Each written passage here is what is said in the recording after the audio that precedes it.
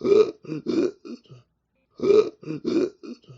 biblical Israelite business is over and dying at the feet of an empty cross, at the feet of an empty cross, with two dying thieves on either side, because God cannot die.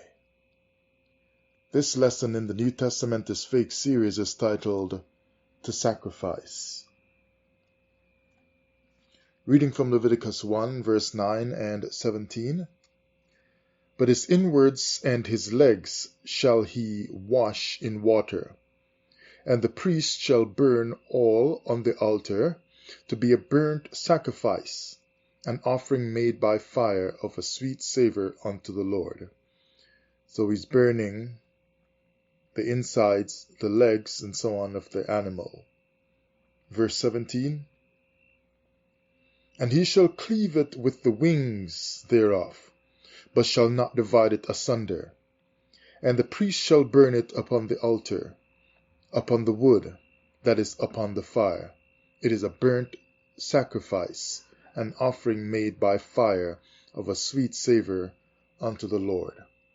So there again, they're burning, killing living creatures. Let's go over to Leviticus chapter 3, verse 5, as we take a look some more at what the Bible is really saying to us about sacrifice. So Leviticus chapter 3 and verse 5. And Aaron's sons shall burn it on the altar upon the burnt sacrifice, which is upon the wood that is on the fire. It is an offering made by fire of a sweet savor unto the Lord. It seems a little bit far removed from us today, because you don't just take up your cat or your neighbor's dog or hamster or any pet and burn it on a fire for a sacrifice unto God. But can you imagine if you had to live back then and see it going on? Even though sacrifices still continue in our world today. Leviticus chapter 4 verse 26. Think about this one. And he shall burn all his fat upon the altar, as the fat of the sacrifice of peace offerings. And the priest shall make an atonement for him, as concerning his sin, and it shall be forgiven him. Now, this is what the children of Israel were doing for a sacrifice unto the Lord, a peace offering. It calls it the sacrifice of peace offerings, to burn the fat of the animal, to kill the animal, to take off what is inside the animal and burn it in a fire that they set up. This is a peace offering. Now, would the animal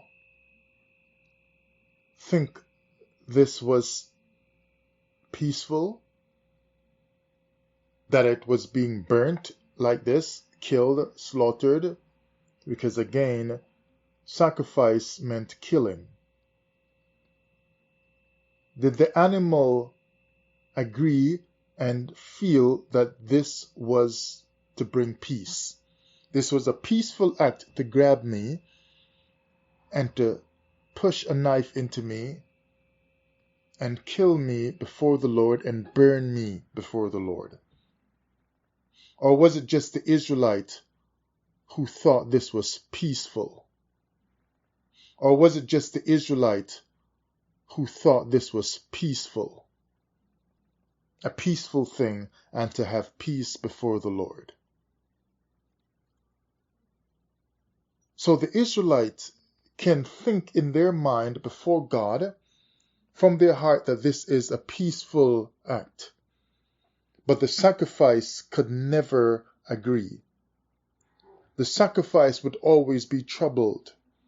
Even when you watch movies and you see someone being burnt at the stake, they're usually trying to get out of it. And when the fire comes upon them, they start to squirm and they're trying to escape it. If that was the animal, would that have been an animal slipping away in peace before the Lord? So that's why they killed him first. Because there is no peace in the heart of that animal before the Lord in the fire.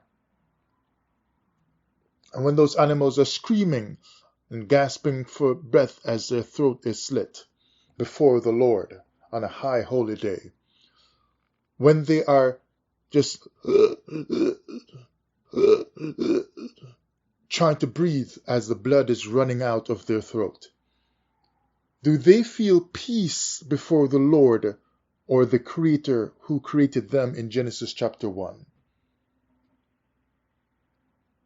Is that animal experiencing peace, or are they in shock with the fire of pain and out of control electrical signals running through their bodies as they're wondering, what is happening to me? I can't breathe. And the blood is gushing out of them. But this happens before the Lord, and the Israelite says, this is for a peace offering, and the Bible says, the Torah says, that it's a sweet savor or a sweet smell, pleasing smell unto the Lord. This brings peace between God and man. This kind of act is being done to sacrifice before the Lord in the scriptures. To sacrifice is to kill. To sacrifice is not to extend life. It is to kill, to remove life. It is not to create life, as in Genesis 1 from the Creator, but rather to sacrifice is to destroy life. Is to destroy life. If the Torah person cannot see that that is against the Torah of Genesis chapter 1 that shows that the Creator gave life and everything was blissful and peaceful, instead of the peace offering from the so-called peaceful act of killing an animal on a high holy day, then something is wrong. To sacrifice does not add to creation, does not add to what the Creator did. Instead, to sacrifice is to rob or take away from existence. It removes the living from existence.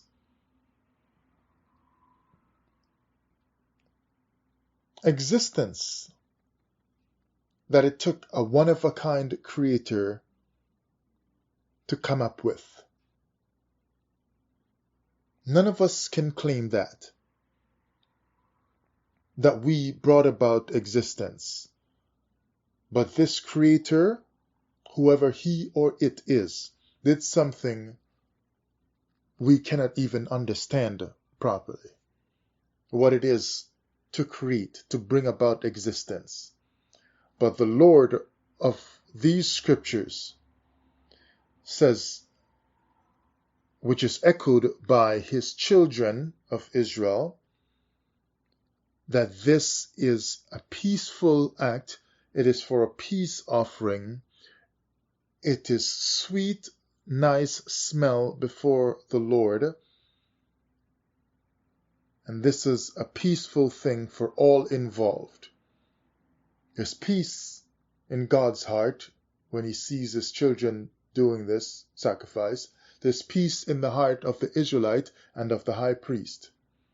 But I'm sure you know the animal was not experiencing peace when the children of Israel got ready to sacrifice.